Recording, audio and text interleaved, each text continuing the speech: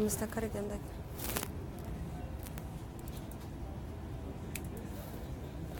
Hola, buenas tardes. Mi nombre es Fania Rodríguez. Soy periodista corresponsal de Brasil de Fato en Caracas, Venezuela.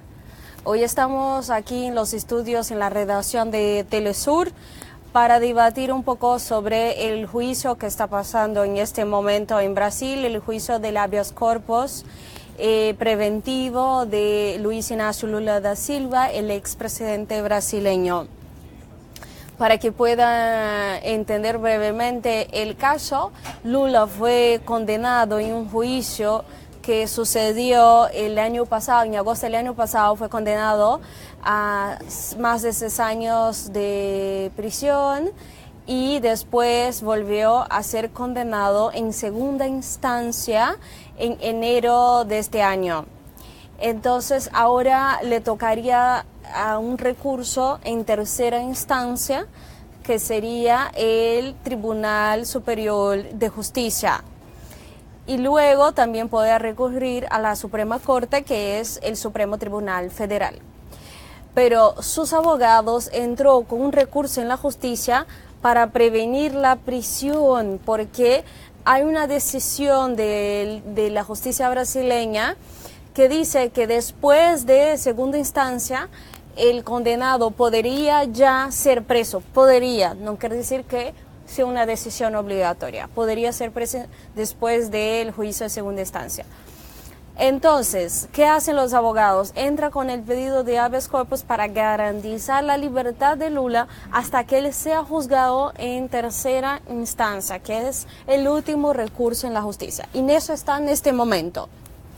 Entonces, la sesión de la Suprema Corte, del Supremo Tribunal Federal, empezó a las 2 de la tarde, hora de Brasil. Eso sería a la 1 de la tarde, hora Caracas. Y en este momento ya algunos ministros ya votaron, 4 ministros del Supremo Tribunal Federal ha votado. En Brasil llamamos ministros a los jueces de Suprema Corte. Entonces 4 de estos jueces ya profirieron su voto. De los 4, 3 han decidido por la prisión de Lula y 1 ha decidido por mantenerlo libre. Y ahora está una 5ª jueza, que es Rosa Weber, que la defensa de Lula tenía la expectativa de que ella pudiera decidir a favor de Lula, pero está haciendo un debate, una discusión en realidad que más bien está en contra de Lula. O sea, todo indica que puede que ella vote por la prisión del expresidente Lula. ¿Qué pasa con este juicio? Ya se estaba cotizando, por ejemplo, que algunos jueces sí podrían votar contra Lula y algunos a favor. Pero, por ejemplo, Gilmar Mendes, que es un juez que tiene una posición conservadora, se esperaba que en este juicio especial pudiera ser favorable a Lula. Lo que pasa es que su decisión fue parcial. Me explico. Dentro de la tercera instancia brasileña hay por lo menos 4 tribunales, ¿no? Está el de la Suprema Corte, y está también el Tribunal Superior de Justicia, está el Tribunal del Trabajo, está el Tribunal Electoral. Bueno, lo que pasa es que en el Tribunal Supremo de Justicia, Lula también tendría que entrar con un recurso para juzgar el mérito del proceso, o sea, juzgar si hubo o no falla durante el proceso en que fue juzgado, o sea, que es otro tribunal. Entonces lo que decidió Gilmar Mendes en su voto fue que Lula no sería preso, ¿ve?, en segunda instancia, o sea, en este momento, pero luego cuando este tribunal, que no es el último recurso, cuando este tribunal de justicia decidiera su condenación o su inocencia, que ahí podría proferir o no su prisión en detrimento de la decisión de este tribunal. Lo que quiere la defensa de Lula, que se decida o no por su prisión solamente después de agotado los recursos, o sea, en la Suprema Corte. Entonces, Yumar Méndez fue, que se esperaba que fuera favorable, fue parcialmente favorable, parcialmente en contra. Pero de cualquier manera, su voto es un poco más favorable a Lula. Bueno, en este momento lo que no sabemos es a qué horas va a terminar este juicio, porque con estos votos todavía no se puede definir nada. Está 3-1 en contra Lula, pero son 11 jueces, entonces nada está definido. ¿Qué pasa? El sistema judicial brasileño es en este momento ha adoptado una postura más conservadora, en sus últimas decisiones judiciales.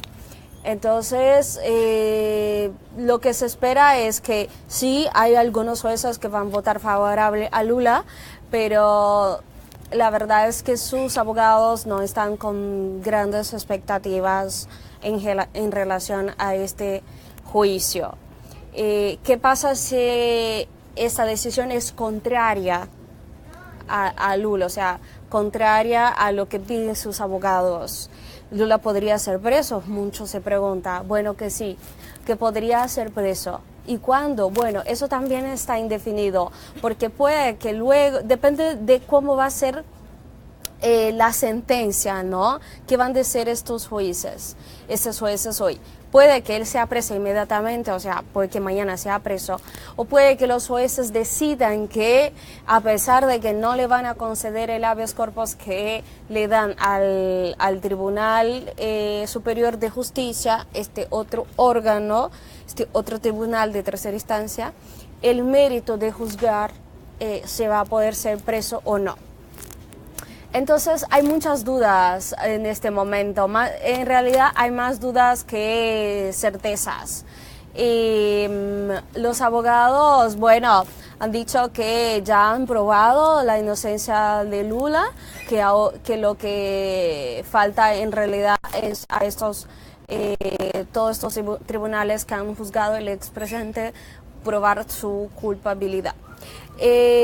Ahora, la polémica está en que Lula es el líder político en este momento que está liderando las encuestas de intención de votos. Entonces, ¿qué pasaría que si fuera un político que no tuviera tanta importancia, ¿no? Que fuera un político que tuviera 1% de las intenciones de voto? ¿Será que estarían con la misma motivación para condenarlo? Esa es una pregunta que también sus seguidores hacen. Y tanto es así que hay un miedo de que la prisión de Lula genere una gran protesta, una gran movilidad de los movimientos sociales. Hoy, por ejemplo, hubo muchas manifestaciones en Brasilia, la capital de Brasil. Hubo una gran concentración de seguidores, de admiradores, electores del expresidente Lula. En São Paulo también el propio Lula estuvo hoy en el sindicato de los metalúrgicos que queda en el interior de São Paulo, y ahí estuvo acompañado de muchos obreros apoyándolo, y también militantes de movimientos sociales que fueron ahí a homenajearlo y prestar su apoyo. Entonces, eso indica que es una persona que es sumamente popular y querido por esta fracción de trabajadores brasileños, y que su prisión podría así causar jornadas de protestas. Y también el sector judicial tiene un poco de miedo de qué reacción podría causar en la sociedad una prisión como esta.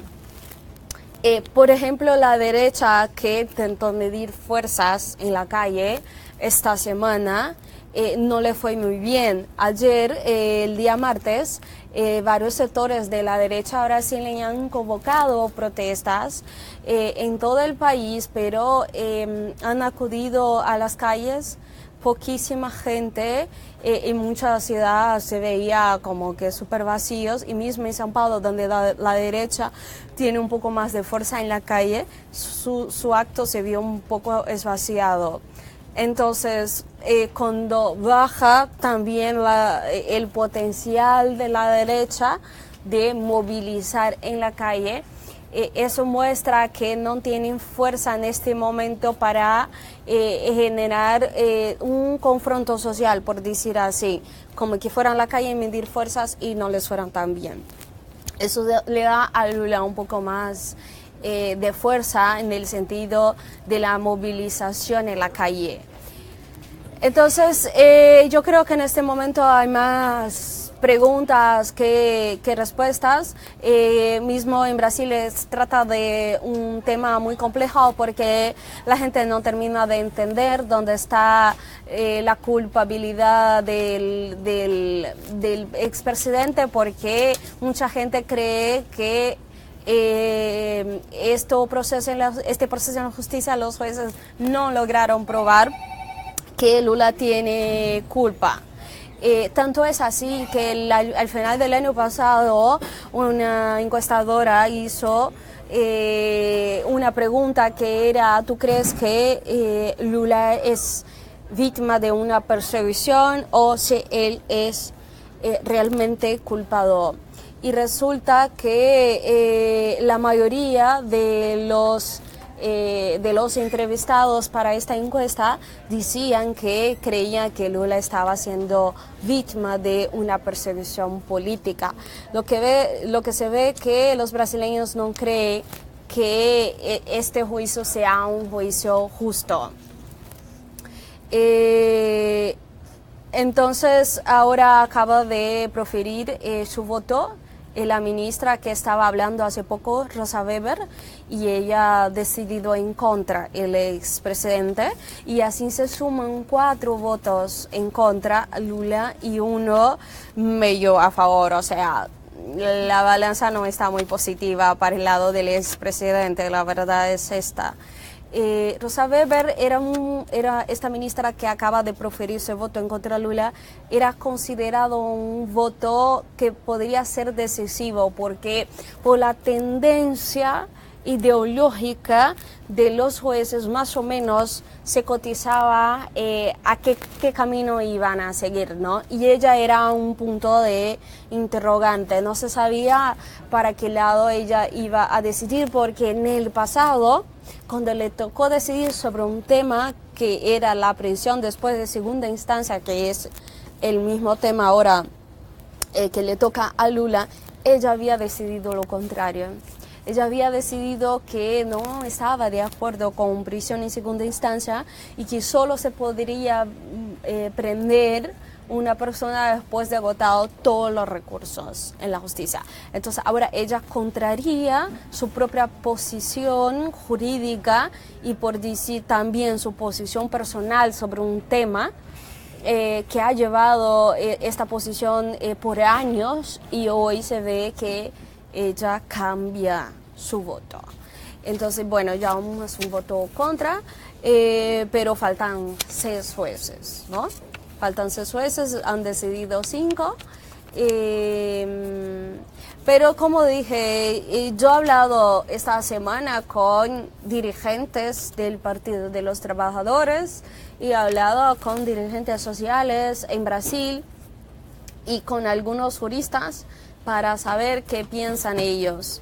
Y la gente más cercana a Lula, les cuento que no estaba muy optimista con este juicio, puesto que Lula ha perdido todos los recursos y los juicios que le han tocado.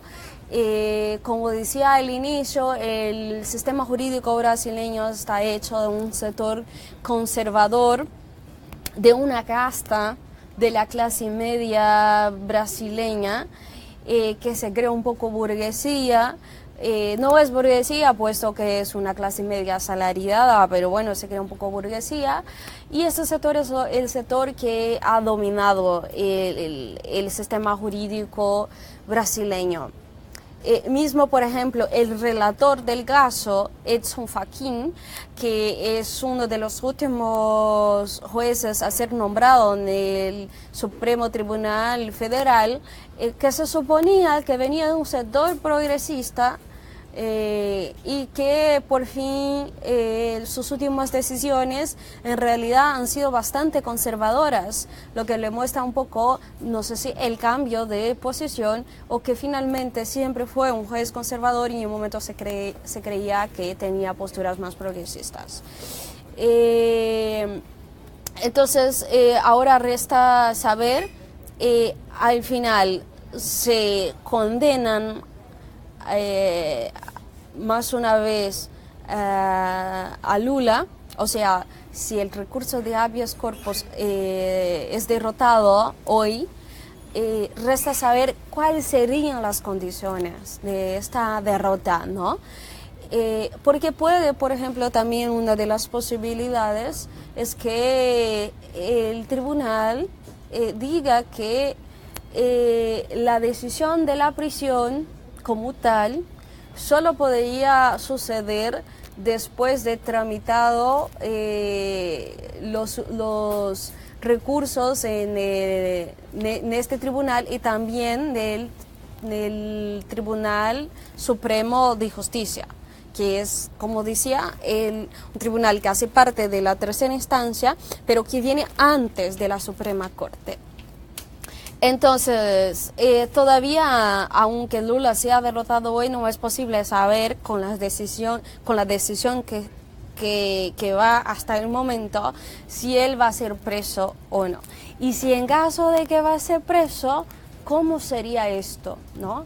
De que tanta movilización social habría, si eso generaría algún tipo de conflicto social. ¿Qué significa una prisión de un líder como Lula para el futuro de la democracia brasileña también? Hemos visto que sectores de la extrema derecha han subido el tono en las últimas semanas, sobre todo. Han visto, por ejemplo, que han asesinado una líder política en Río de Janeiro, Marielle Franco. Fue una de las concejales más votadas para la Asamblea Municipal de Río de Janeiro, y además fue votada en buena parte por la clase media de Río, a pesar que era una política que venía del sector popular, también tenía mucho apoyo en la clase media, porque ha sido defensora de los derechos humanos por años. Entonces tenía la admiración de un sector intelectualizado de la clase media. Y la ha asesinado de una manera brutal. Luego, a pocas semanas después, hemos visto que Lula estaba en gira por el sur del país cuando fue atacado por sectores de la extrema derecha y les dispararon al autobús que acompañaba su equipo, ¿no? De hecho, ahí estaban compañeros míos, periodistas que trabajan conmigo en Brasil de Fato, y estuvimos muy preocupados con ellos porque estaban justo en un bus que fue alvejado por una pistola. Luego, esta semana hemos visto dos declaraciones muy polémicas de generales de las Fuerzas Armadas brasileñas que han sugerido un golpe, una intervención militar del país en caso de que Lula fuera, que esta decisión judicial fuera favorable a Lula. Uno de estos militares no tiene tanta fuerza, no tiene tanta importancia dentro del sector militar, pero de cualquier manera es un general, ¿no? Pero el segundo, que ha declarado ayer en su cuenta en Twitter, sí que tiene un puesto importante, es el jefe del ejército. Y él ha dicho lo siguiente, que los militares están pendientes de la situación del país que no iban a tolerar la decisión favorable a Lula. Con más palabras, menos palabras, más o menos eso quiso decir este jefe militar. Esto soñó a algunos jueces, como a Gilmar Mendes, por ejemplo, ha dicho abiertamente que eso se trataba de un chantaje público y que estaba diciendo claramente, dando casi que un orden para que esa decisión fuera en contra de Lula. Y dijo Gilmar Mendes, este juez, que eso no se vio ni siquiera en la dictadura militar. Fíjense ustedes, ni en la dictadura militar un general ha sido tan osado como esto. Vamos a tratar de leer algunas preguntas, si me pueden ayudar aquí. A ver qué dicen los espectadores. Si quieren, envíen preguntas y nosotros vamos a contestar aquí. Está fuera del área, pero ya lo vamos a arreglar. Déjame ver si puedo accesar aquí del celular. Mientras tanto, ustedes pueden ir formulando alguna pregunta.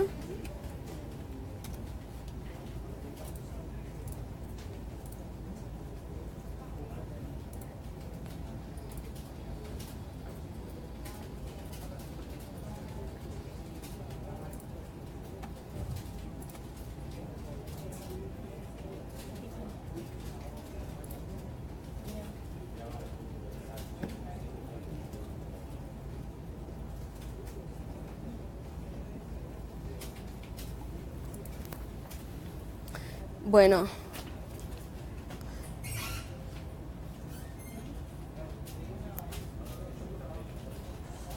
aquí tengo, aquí yo tengo algunas preguntas. Vamos a ver. Aquí Carelis Paredes. Careles dice: se decía que Rosa Weber iba a ser neutral, pero votó en contra del habeas corpus a Lula 4-1 por ahora. ¿Cuánto incluyó la amenaza militar ayer mismo en el voto de Rosa Weber? Mira, Careles, muy buena pregunta, porque justo estaba hablando de eso, ¿no? Estas amenazas militares. Mira, de Rosa Weber, ella siempre ha tenido posiciones conservadoras, de forma general, ¿no? Y está bajo presión. Está bajo presión no solamente de sectores conservadores, de sectores militares, sino que también bajo presión a sus colegas jueces que están contra la decisión que podría favorecer a Lula. Entonces está presionada, y hoy en el propio voto de ella notaba cierto nerviosismo en algunos puntos. ¿Qué tanto ha influenciado el chantaje militar? Bueno, la verdad es que no tenemos cómo saber en este momento, pero sí que tiene cierto peso, ¿no? Que, fíjate, ¿qué podría pasar en caso de que la decisión fuera favorable a Lula? ¿Será que estos sectores militares realmente tendría la osadía y el coraje de intentar una intervención militar? No sé. Yo creo que en Brasil en ese momento no hay ambiente para eso, a pesar de que hemos ultrapasado todos los límites del conservadorismo que no víamos en Brasil desde hace 3 décadas por lo menos. Yo no veo un ambiente favorable a una intervención militar. Lo que sí puede ser es que sectores conservadores como la policía, los militares, estos militantes de la extrema derecha se sientan más legitimados dentro del escenario actual de la política frente a un presidente que no tiene la legitimidad de las urnas como es Michel Temer, y hasta mismo frente a este judiciario que ha tenido posturas mínimo cuestionables, ¿no? Y estos sectores se sienten un poco legitimados y al sentirse así, son más, tienen más coraje y osadía para hacer acciones violentas en contra de sectores sociales, en contra de sectores populares. Eso pasa en gran medida a la policía brasileña. Fíjate, hay sospechas de que el ataque sobre Lula, por ejemplo, tenga venido justo del sector de la policía. Mira, vamos a ver qué otra pregunta tenemos por aquí.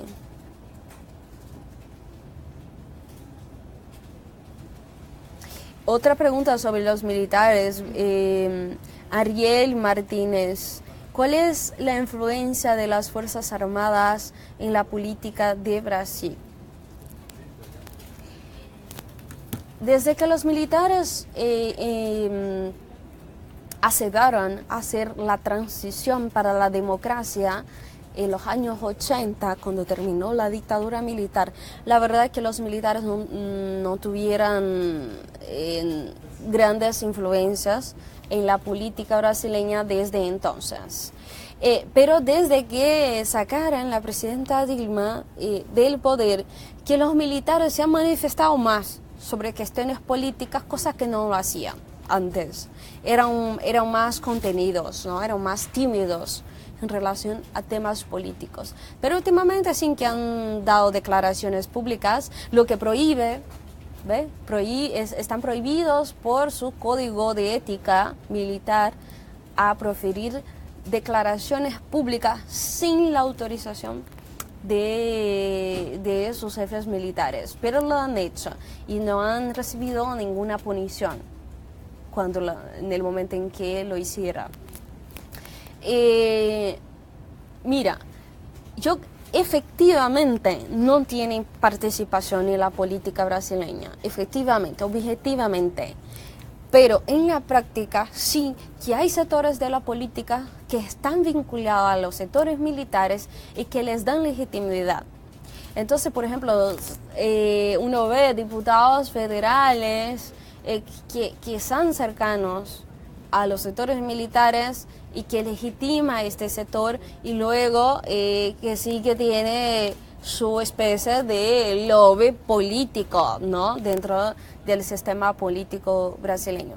Pero para tomar el poder tendría que los militares estar bastante más que esto, porque yo creo que la democracia brasileña está ya consolidada y además la fuerza política que tienen hoy los partidos no permitiría, no apoyaría, más bien diciendo, una cosa como esta.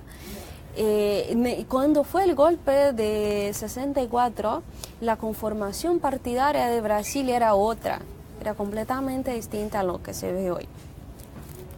Vamos a ver si hay otras preguntas por aquí.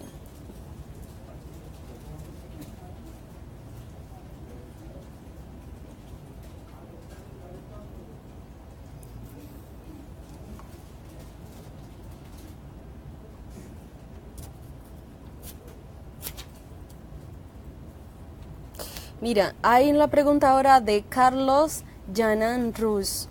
Él dice, hay registros grabados de que llaman el gran acuerdo con la Suprema Corte y todo. Hay registro grabado del pago de coima a políticos que actualmente gobiernan.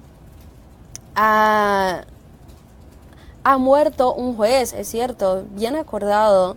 Ha muerto un juez en un accidente de avión. De hecho, el relator del caso de corrupción en Petrobras, Teoría Vázquez, que murió en un accidente de avión bastante raro en plena investigación, ¿no?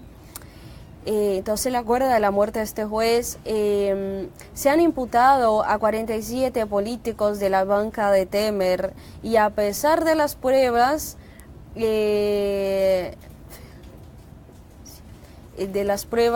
contundentes, la justicia los han dejado en libertad. Se sigue confiando en la imparcialidad de la Suprema Corte. No hay posibilidad de recurrir a tribunales internacionales. Gracias, Carlos, por su pregunta. De hecho, Carlos, ya lo están haciendo.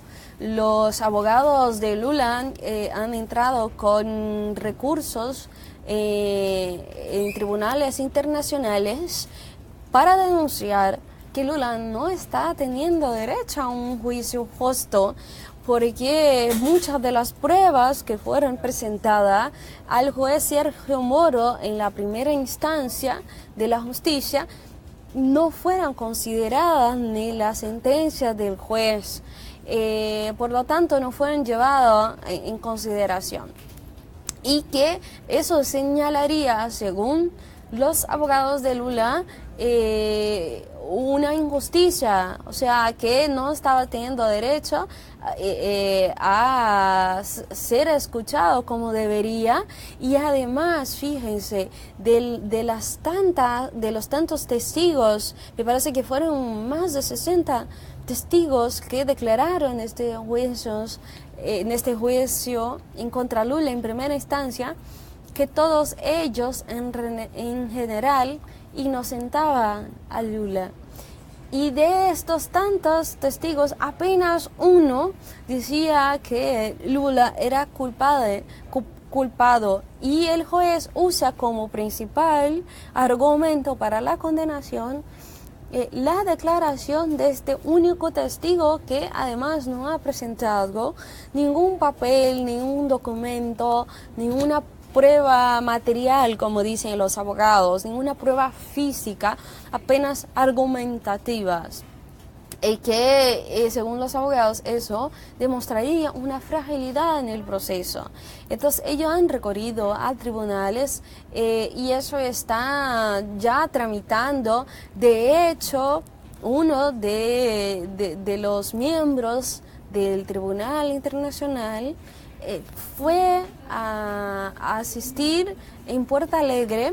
El juez en segunda instancia estaba ahí sentado mirando a los jueces que estaban condenando a Lula una vez más, y fíjense, después él dio declaraciones diciendo que había visto cosas muy raras en este juicio, y que no había sido un juicio imparcial. Algo dijo sobre esto, y que hacía mucha preocupación sobre que el sistema de justicia brasileño no estaba garantizando a Lula un juicio justo. Entonces, Carlos, sí que ya están recorriendo, y sí que el STF ha sido bastante criticado por sus últimas posturas. Por ejemplo, ¿qué ha pasado con los políticos de la derecha? Por ejemplo, Aécio Neves, que ha sido procesado, más o menos en la misma época de Lula empezó la investigación contra Aécio Neves. Aécio Neves fue el candidato a presidencia de la República que perdió la elección para Dilma Rousseff en la última elección. Este señor estaba siendo investigado cuando uno de sus primos y su asesor personal fue preso en flagrante con un equipaje lleno de dinero. Dentro de este equipaje tenía 2 millones de reales, lo que sería más o menos unos 900.000 dólares, 2 millones de reales, más o menos 900.000 dólares en un equipaje. Este señor no ha sido juzgado hasta el momento, no ha sido preso. Además, él es senador y está ejerciendo su mandato normalmente y fue flagrado con esta cantidad de plata, mientras que a Lula le acusan de haber recibido en realidad una reforma y un departamento, ¿ve? No es por el departamento como tal, es por recibir una reforma de ese departamento que Lula dice que no, el departamento además no es suyo. El monto que lo acusan de haber recibido ilegalmente sería más o menos $300.000. Y fíjate que su opositor tenía un equipaje el doble. Y no es porque quien cometió el crimen peor o menos peor, sino que se trata de cómo la justicia puede llevar un proceso de una manera y llevar el otro de otra manera y ser tan desequilibrada en el trato con los acusados. Bueno, estaban en un intervalo, habían hecho un receso, ¿no? Los jueces, y en este momento volvieron a hablar. En este momento habla Marco Aurelio, es un juez bastante antiguo en el tribunal y tiene posiciones progresistas. Y entre todos los que hablan hasta el momento, él es de hecho el que tiene posiciones progresistas bastante evidentes, ¿no? Y se supone que él traerá toda una argumentación jurídica para mostrar cómo esta herramienta, que es el habeas corpus, es una herramienta constitucional y que este tribunal ha despreciado en sus últimas decisiones. Y él es un constitucionalista, o sea, él se apega muy fuertemente a la Constitución, porque de hecho lo que dice la Constitución es lo contrario de lo que han decidido los últimos 4 jueces, que la Constitución dice que una persona solamente puede ser presa después de agotados los recursos de la justicia. O sea, que la posición constitucional sería ir a la prisión solamente después del juicio en tercera instancia. Que no es el caso de Lula, que solo fue juzgado hasta segunda instancia hasta el momento. Entonces, este juez supone que además de votar en una posición que favorecería a Lula, que traería además todo un arcabozo, una argumentación jurídica que favorecería y que demostraría además la necesidad de este habeas corpus. No sé, él es un juez que no acostumbra ser tan extensos en sus votos, pero sí que para seguramente se tomará su tiempo, ahí por lo menos unos 40 minutos, yo creo, que por su perfil, ¿no? Vamos a ver si hay más preguntas por aquí.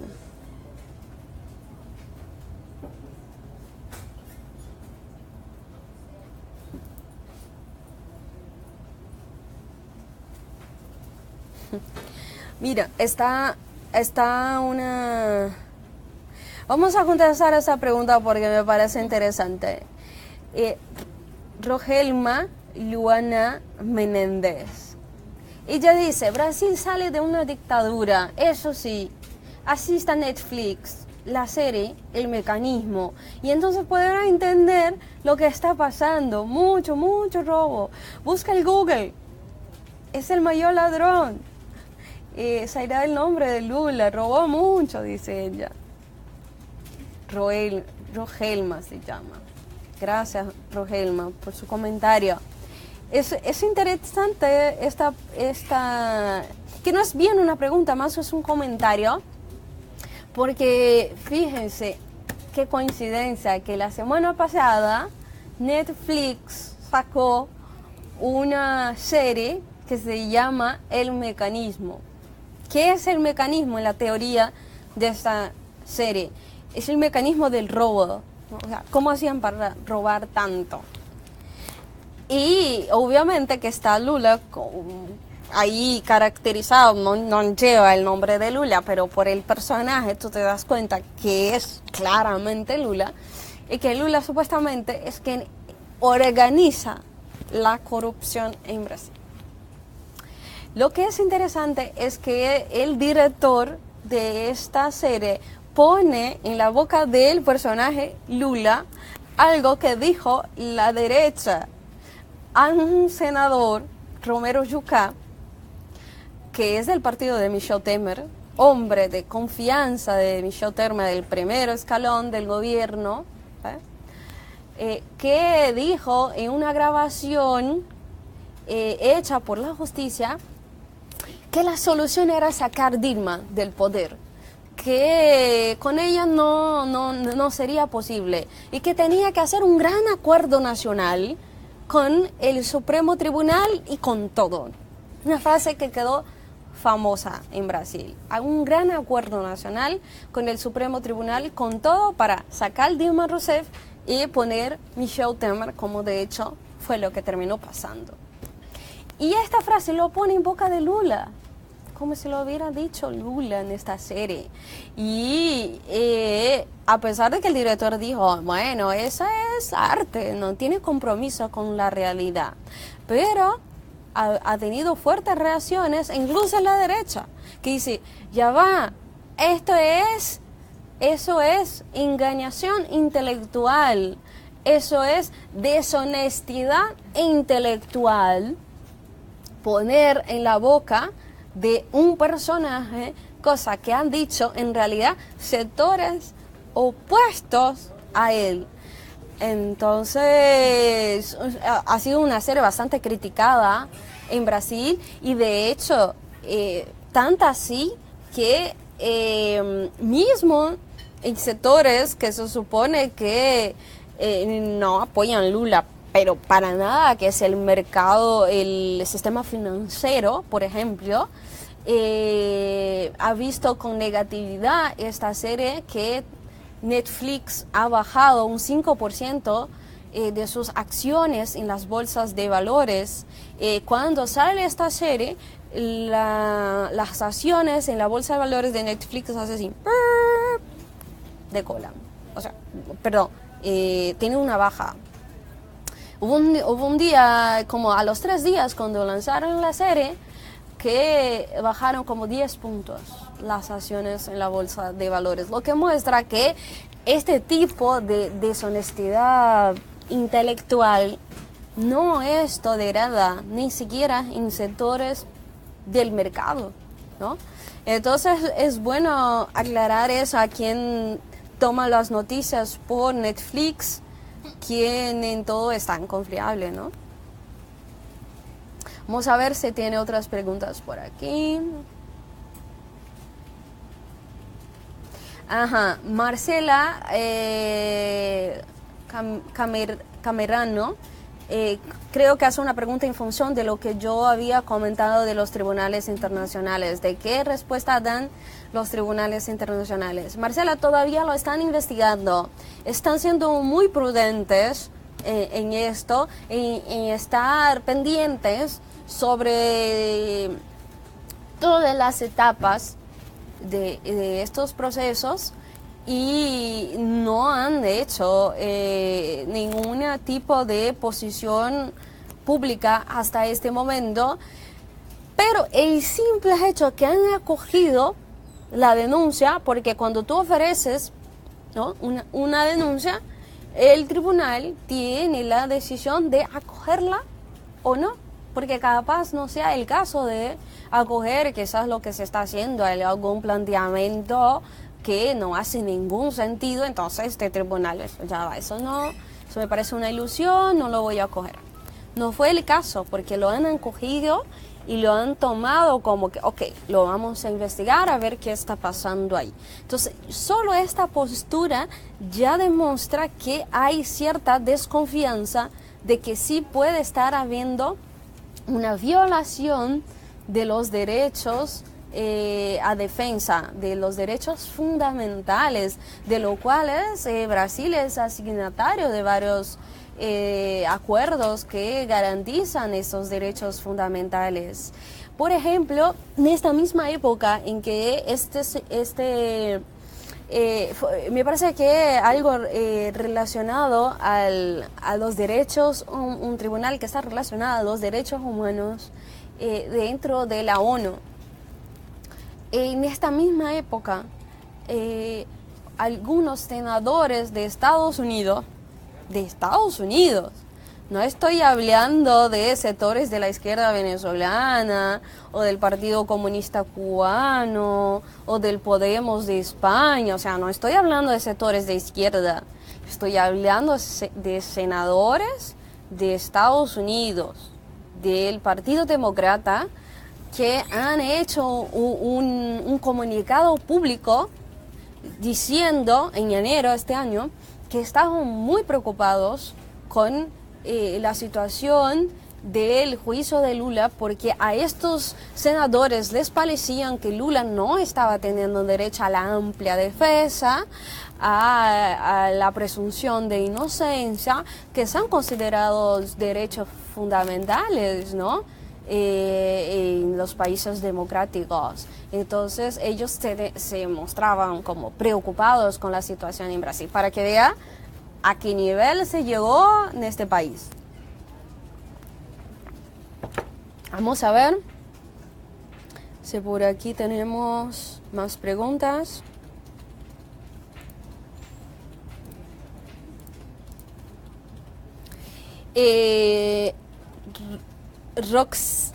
Rockney Torres. Ay, perdón, a mí me cuesta leer un poco los nombres en español, ¿no? Ya se dieron cuenta. Rockney Torres pregunta, ¿cuáles son las pruebas? ¿Dónde se puede leer la acusación? La acusación como tal, en primera instancia, por ejemplo, que es en realidad donde es el momento que se hace la acusación, y es el único momento que se hace la acusación, es en primera instancia, porque todas las instancias además lo que juzgan es si hubo alguna ilegalidad en considerar o desconsiderar alguna prueba o algún argumento, o sea que la legitimidad y la legalidad del proceso como tal. La segunda, la tercera instancia no juzga el mérito, o sea, si Lula es culpado o inocente. Lo que juzgan es si el proceso que lo juzgó fue legal o si hubo alguna ilegalidad durante el proceso, ¿ok? Que esté claro este punto. Entonces me pregunta, ¿dónde están las pruebas? ¿Y dónde está la sentencia? Hay una página que se llama La Verdad de Lula. A Verdade de Lula, en portugués. Tiene que buscarla en portugués, porque así está. Y ahí la encuentras la sentencia, ¿va? Y lo podrías leer ahí, porque esta página crearon los abogados de Lula para disponibilizar todo lo que es los papeles del proceso y tal. Y ahí está la sentencia condenatoria. Y también hay algo que se llama, es un recurso que viene enseguida de la condena, que son los embargos de declaración, que cuando los abogados cuestionan la decisión del juez. De esos embargos de declaraciones, el juez Sergio Moro dice, cuando el abogado le cuestiona, oye, es que usted no ha probado la culpa de Lula y que no ha probado que Lula ha recibido dinero ilegal de Petrobras. Y del embargo de declaración, el juez Sergio Moro dice en la sentencia, este juez nunca ha afirmado que Luis Ignacio Lula da Silva ha recibido dinero ilegal de Petrobras. ¿Ve? Entonces, los abogados dicen, al final entonces, ¿por qué le están condenando? Si este juez, el juez natural del caso relacionado a corrupción en Petrobras, si él está diciendo que Lula no recibió dinero ilegal de Petrobras, ¿de dónde viene este dinero que él acusa Lula de haber recibido? Fíjense, eso es una fragilidad del proceso. ¿Cuántos jueces, cuántas veces, no entendí, ¿verdad? ¿Cuántos votos son al total? Son 11 votos. Son 11 jueces, de los cuales ya han votado 5 y está el sexto, Marco Aurelio, está hablando de este momento. O sea que vamos más o menos por la mitad, ¿no?, del juicio. A mí me encantaría escuchar a Marco Aurelio porque es un juez muy intelectual, ¿no? Es rico escucharlo porque su argumentación teórica y está muy bien fundamentada. Es un lector, es un estudioso, es un tipo que habla con cierta seguridad. Cuando tú ves que él habla, notas que ha estudiado el caso, que se ha debruçado, ha dedicado a entender el caso, ¿no? Además, un juez que lleva muchos años en tribunales, o sea, así que ha juzgado miles de casos y se ha puesto frente a casos sumamente complejos, y yo creo que sabe la responsabilidad que tiene el Supremo Tribunal Federal en este momento de la democracia brasileña, ¿no? Que eso puede ser también un marco, ¿no? Un antes y un después para la justicia brasileña. Otra cosa interesante, por ejemplo, del Supremo Tribunal Federal, que sabes que en la dictadura militar brasileña, el Supremo, esta corte que ahora está juzgando Lula, también apoyó la dictadura. Apoyó la dictadura, hizo todo lo que era la argumentación jurídica para demostrar que finalmente sí se podía tener un gobierno militar sin elecciones directas y sin Congreso Nacional. Entonces, la Suprema Corte ha danzado conforme la música en Brasil. Entonces, si la decisión sea en contra de Lula, en contra de un líder popular esta noche, no sería tan sorprendente porque en la historia de esta Suprema Corte ya hay decisiones anteriores conservadoras como esta que ha puesto en riesgo el carácter democrático de la sociedad brasileña, ¿no? Entonces no sería la primera vez que tomaría, por decir así, una decisión inconstitucional, a pesar de que su función es todo lo contrario, ¿no? Es garantizar y cuidar la Constitución. Estaba hablando más temprano con unos juristas para también intentar entender la complejidad de este tema y ellos me decían que, por ejemplo, una de las cosas que ha sido bastante criticadas es que muchos de los jueces conservadores que decidieron contra Lula han entrado en temas que no era el mérito, o sea, que no era el tema que se estaba juzgando, porque lo que se está juzgando aquí es un habeas corpus preventivo, o sea, para que Lula no sea preso antes de terminados los recursos. Pero ellos empezaron a debatir sobre la Constitución y incluso argumentando yendo en contra lo que determina la propia Constitución y que no es deber de estos jueces cambiar la Constitución. ¿Por qué? Porque quien cambia la Constitución son los legisladores. Los diputados federales y los senadores son los que tienen poder para cambiar la Constitución. Jueces desde la Suprema Corte no pueden cambiar la Constitución. No en Brasil.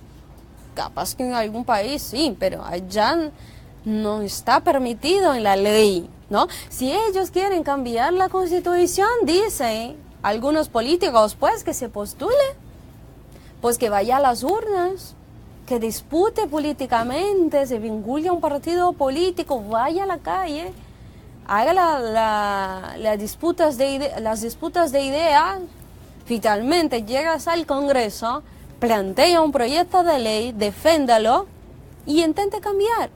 Pero como juez no lo puede hacer, no tiene esta autoridad. Entonces, muchas de las posturas de estos jueces también han sido criticadas justo por eso, porque de repente cambia la interpretación de la ley y de la Constitución y tiene la pretensión de cambiar hasta mismo la Constitución en algunos casos.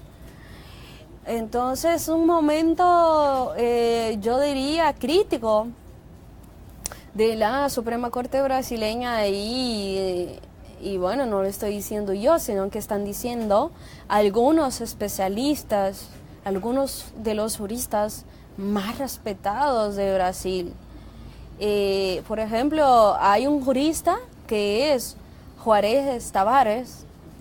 Juarez Tavares, incluso anoche ayer dio entrevista a Telesur, es un jurista muy reconocido en Brasil y que él apunta a una serie de irregularidades dentro de este proceso en contra de Lula, donde según él se ha desrespetado la defensa, se ha desrespetado los derechos de Lula. Por eso incluso su partido político, el partido de Lula, es una campaña con artistas, con personas conocidas de la sociedad brasileña que defiende, por ejemplo, la justicia para todos y también para Lula, porque lo que argumentan es que si bien es cierto que nadie está arriba de la ley, pero también es cierto que nadie puede estar debajo de la ley. O sea, que los derechos tienen que ser respetados y para todos y también para Lula, ¿no? Eso es una campaña que está en las redes sociales, se los encuentran en YouTube, en Facebook también.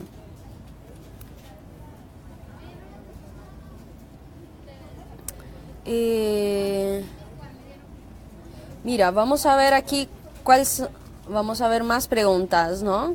¿Cuáles son las inquietudes de quien nos están asistiendo aquí? Federico Brusco me pregunta cómo va la votación hasta el momento. Federico, está hablando el sexto de 11 jueces. Los 4 primeros han votado, de los 5 que ya han proferido sus votos, 4 votaron en contra a Lula y 1 parcialmente a favor. Y ahora habla un sexto juez que su argumentación hasta el momento indica que va a ser favorable a Lula.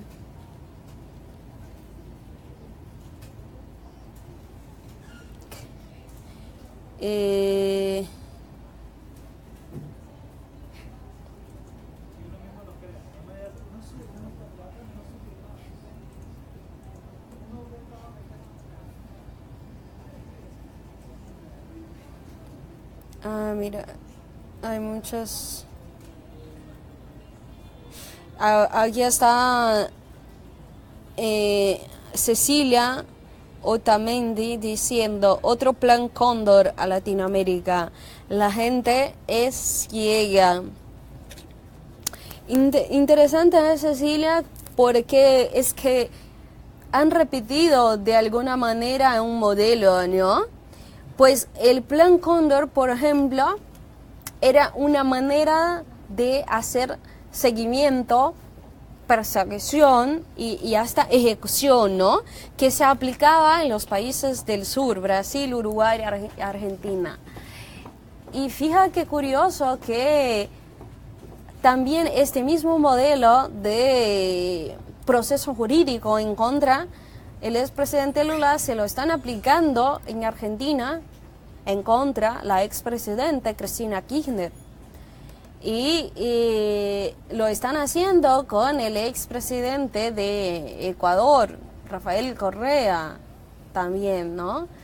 Se ve que se están repitiendo un tipo de fórmula que usar el judiciario para hacer política, porque en muchas situaciones se nota claramente el biais político de ese sistema de justicia, ¿no?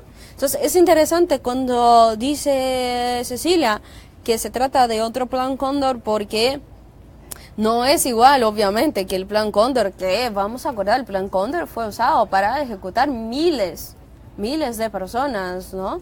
No es el caso en este momento, pero es curioso cómo se repiten las fórmulas de esos países, ¿no?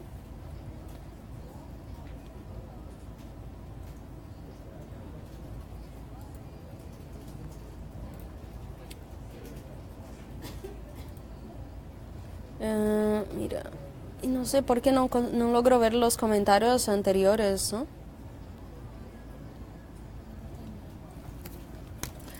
Estaba mirando en el celular. Vamos a ver aquí en la pantalla que aquí sí que vienen bastante comentarios. Ay, hay un montón de comentarios. Hay 200 comentarios. Más 200.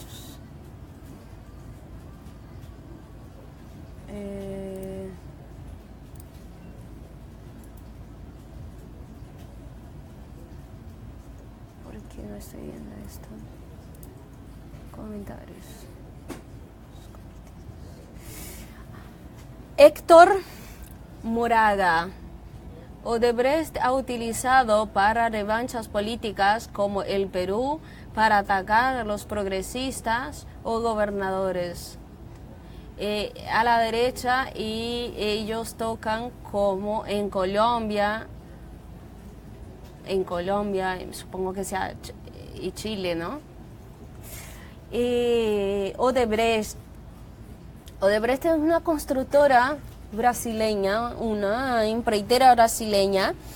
Era hasta pocos meses una de las mayores empresas brasileñas, que ha exportado su servicio de construcción civil, ¿no?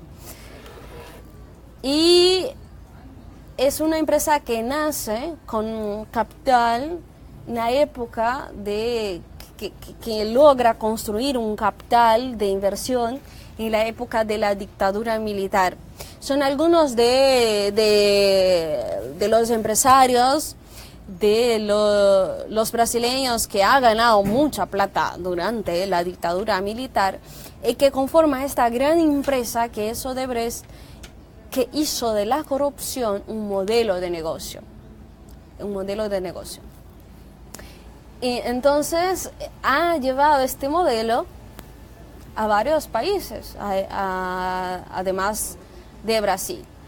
Pero ahí hay un elemento interesante que es justo en el momento en que Brasil tiene la idea de que su capital tiene que ultrapasar las fronteras e ir para Latinoamérica, sobre todo, es que estas empresas brasileñas empiezan a robar mercado a los grupos extranjeros, a los grupos los grupos empresariales de Estados Unidos. Y entonces empieza a quitar espacio de mercado y generar una competición mercadológica que nunca se había visto antes en este sector en Latinoamérica. Y esto molesta a algunos sectores empresariales de Estados Unidos. Entonces yo les pregunto, con la caída de Odebrecht, que se ha retirado de estos mercados internacionales porque ha reducido mucho su participación de mercado. ¿Quién ocupó estos espacios? En Perú, en Chile, en Ecuador, pues las empresas de Estados Unidos, ellas han ocupado este mercado y están haciendo grandes inversiones de esta participación que les tocó ahora al señor Odebrecht compitiendo, ¿no? Otra cosa interesante de este mismo punto de vista empresarial es que, por ejemplo, cuando estaba el Partido de los Trabajadores en el poder y que se abrió para las ventas de los bloques de petróleo en Brasil, que las empresas de Estados Unidos prácticamente no tenían interés en el mercado petróleo brasileño, que no se postulaban para participar de la subasta de los bloques de petróleo.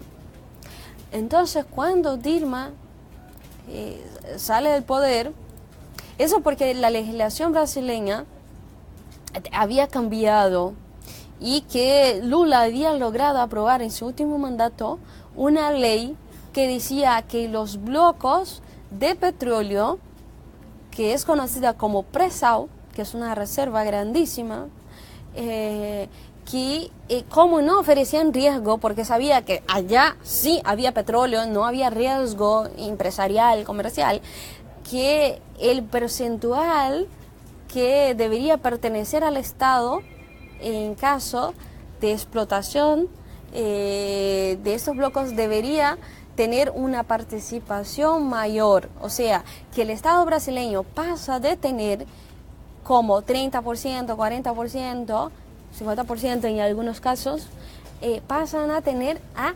70%, 80% de participación en estos bloques. Y a estas empresas norteamericanas no les interesaba tener una participación tan pequeña en una región como esta. Pero a las chinas sí les interesaba y han invertido, las empresas de Europa, la Total de Francia, la de Reino Unido, la norueguesa, todas ellas tenían inversión en Brasil. Y cuando Dilma es derrocada, sufre el impeachment, una de las primeras reuniones empresariales que tiene Michel Temer es con el presidente de ExxonMobil. Y en este momento le promete invertir 10.000 millones de dólares en Brasil. 10.000 millones de dólares. Y luego, ahora, han invertido 40.000 millones de dólares en Brasil. ¿Cómo lo han hecho? Pues entrando en subastas de bloques de petróleo y ha comprado todo. 40.000 millones de dólares invertidos en estos últimos años, pero sobre todo en el último año. Entonces, ve cómo las empresas americanas pasan a tener interés económicos en el petróleo brasileño con la salida del Partido de los Trabajadores del poder.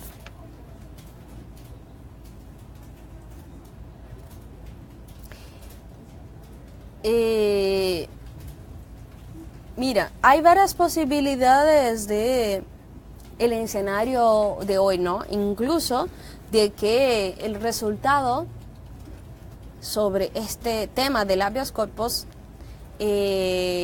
no salga hoy, que eso sea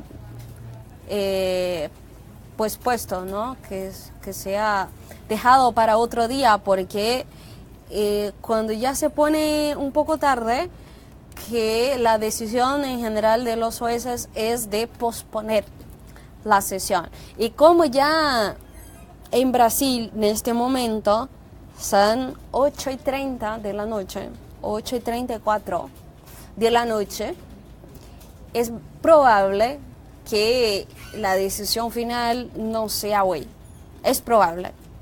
Pero puede que tengan mucha energía y muchas ganas de decidirlo hoy, que lo tomen así como una misión y lo decidan hoy.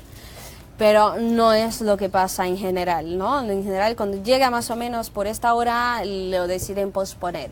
Y ya como faltan todavía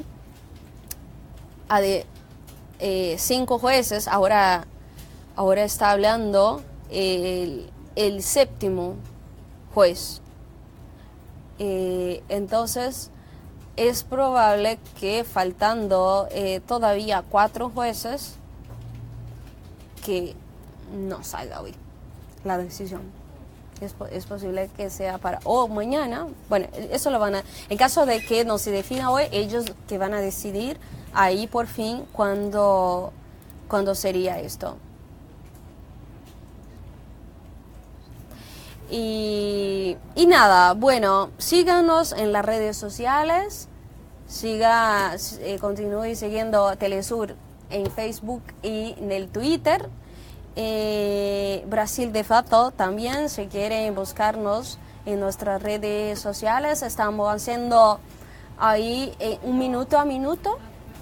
Si ustedes ponen en el Google Brasil de Fato, van a encontrarse con nuestra página web, y en nuestra página web luego en la primera página va a estar minuto a minuto del juicio. Entonces pueden estar ahí y acompañando, porque además estos jueces hablan un idioma que poca gente entiende, mismo cuando están hablando en portugués. Para mí, que hablo portugués, es difícil entenderlo, y a veces tengo que llamar a algún amigo jurista y decir, oye, me explica esto. Pero en Brasil de Fato lo estamos traduciendo todo, y así que van a entender más. Y nada, gracias por acompañarnos, gracias por las preguntas y por sacar las dudas. Yo espero que haya contestado las preguntas que ustedes, las dudas que tenían. Y nada, nos vemos por ahí en las redes. Chao, chao.